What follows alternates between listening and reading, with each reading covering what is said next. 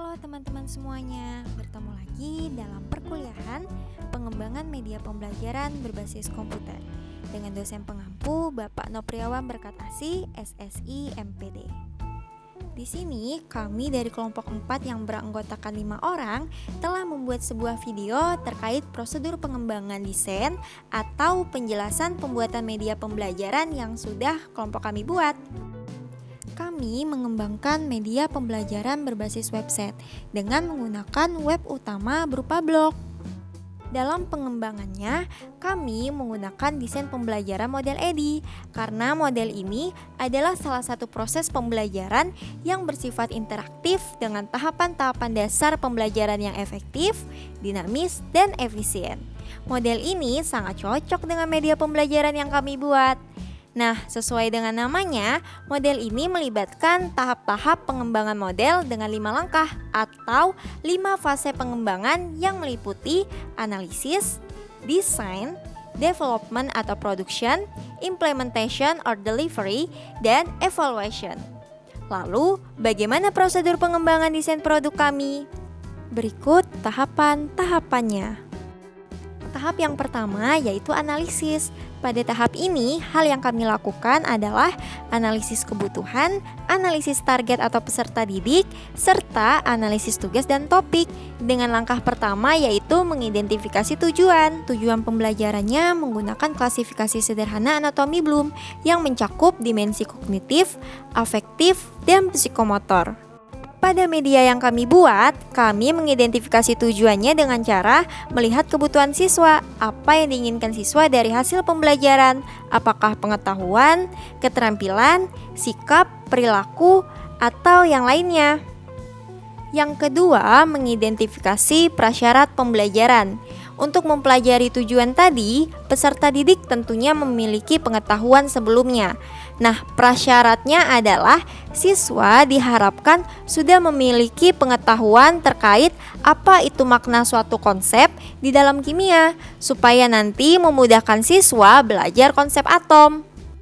Yang ketiga yaitu mengidentifikasi strategi pembelajaran yang akan digunakan. Nah, strategi pembelajaran yang nantinya digunakan oleh kami atau para guru ke depannya yaitu bisa diawali dengan perencanaan, penyajian dan aktivitas, kemudian diakhiri dengan evaluasi. Dengan adanya media berbasis website ini, ada banyak strategi pembelajaran yang dapat digunakan. Salah satunya yang kami pilih yaitu strategi inquiry learning, di mana pendekatannya menggunakan pendekatan saintifik dengan model discovery learning dengan metode tanya jawab, diskusi, atau penugasan secara daring. Yang keempat yaitu mengidentifikasi konteks. Nah, untuk bagian ini terbagi menjadi 2, yaitu pebelajar dan lingkungan. Pada pebelajar harus diketahui pengetahuan awal yang mereka miliki, kemudian karakteristik pebelajar. Nah, untuk konteks yang kedua yaitu lingkungan, karena media kami berupa website, jadi siswa dapat belajar di mana dan kapan saja sesuai kebutuhan ataupun arahan guru selama guru mengajar. Tahap yang kedua yaitu desain. Pada tahap ini, media pembelajaran yang kami buat berupa website atau kami menyebutnya belajar via situs. Website atau situs internet yang kami manfaatkan di sini adalah penggunaan blog. Di sini guru memanfaatkan teknologi sebagai seorang blogger. Blog dapat digunakan sebagai media pembelajaran karena dapat menghadirkan materi secara lebih menarik. Blog kami manfaatkan sebagai media belajar yang dijadikan interaktif link. Kami membuat website atau interaktif link berupa Fun Chemistry. Di dalamnya kami menerapkan digital technology collaboration, di mana beberapa laman atau situs internet akan saling berkolaborasi atau dihubungkan, seperti YouTube, Google Scholar, Google Docs, blog, dan kombinasi dari media atau multimedia lainnya. Pada tahap ini, kami menetapkan tujuan pembelajaran dengan memperhatikan silabus dan RPP yang ada. Pada tahap ini juga diharapkan guru sudah memiliki gambaran lebih jelas terkait dengan tujuan umum atau tujuan utama beserta dengan tujuan-tujuan khususnya. Kemudian, guru perlu mengembangkan latihan dan evaluasi. Fungsinya nanti untuk mengukur apakah tujuan-tujuan itu sudah tercapai. Kemudian, instrumennya bisa berupa pertanyaan atau penugasan. Menetapkan urutan kegiatan berupa strategi yang dikembangkan dengan pemanfaatan media belajar yang sudah dibuat.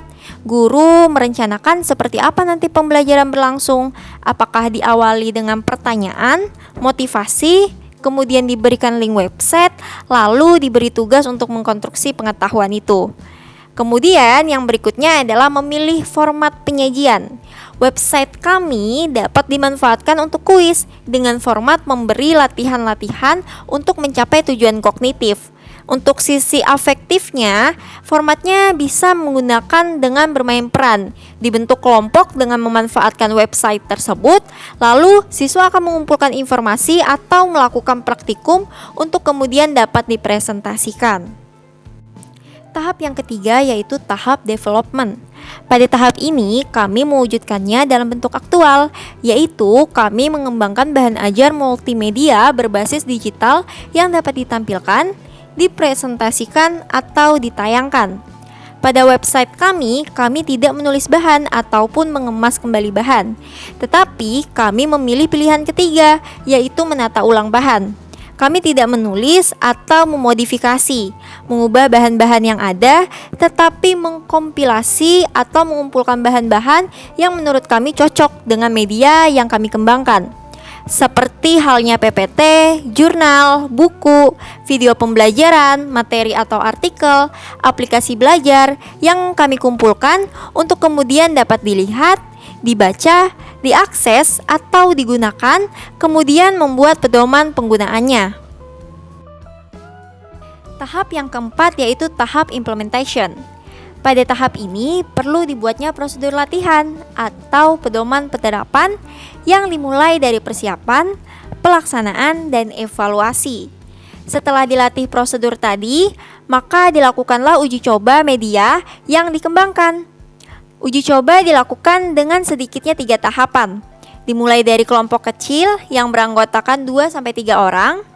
Kelompok besar, guru bisa menggunakan 2 atau 3 kelas di sekolah pada kelas yang sesuai dengan bahan yang dikembangkan. Atau uji coba di lapangan. Karena produk dari media kami berupa website blog, maka pengaksesannya bisa secara massal. Setelah tahapan uji coba dilaksanakan, bahan yang sudah dibuat dapat dimanfaatkan dalam praktek pembelajaran sesungguhnya. Tentunya memerlukan upaya yang sungguh-sungguh. Untuk kesuksesan implementasi, perlu adanya kesiapan dari dua belah pihak, yaitu kesiapan dari guru dan kesiapan dari peserta didik. Kesiapan pendidik menyelenggarakan pembelajaran berbasis website, yaitu dengan memperhatikan lingkungan sekitar, mulai dari kondusif atau tidaknya lingkungan tersebut, mengecek ketersediaan jaringan dan kuota, serta ketersediaan bahan atau fitur pada website. Sedangkan kesiapan dari peserta didik itu dilakukan dengan mencek apakah link yang dibutuhkan sudah dibagikan atau belum, atau apakah link tersebut sudah bisa diakses, koneksi internet, kuota, dan alat tulis atau memori penyimpanan yang dibutuhkan oleh peserta didik. Tahap yang keempat yaitu tahap evaluation. Pada tahap ini bisa mencakup 2 format evaluasi, yaitu formatif atau sumatif. Pada tahap formatif, evaluasi tidak hanya dilakukan di akhir penerapan media, tetapi dapat dilakukan dalam berbagai rangkaian kegiatan. Seperti halnya kelompok kami, setelah kami melakukan analisis, pada tahap desain, ada yang perlu kami perbaiki kembali. Sedangkan untuk evaluasi sumatif, yaitu merupakan evaluasi yang dilakukan di akhir untuk melihat hasil besarnya atau hasil belajar siswa.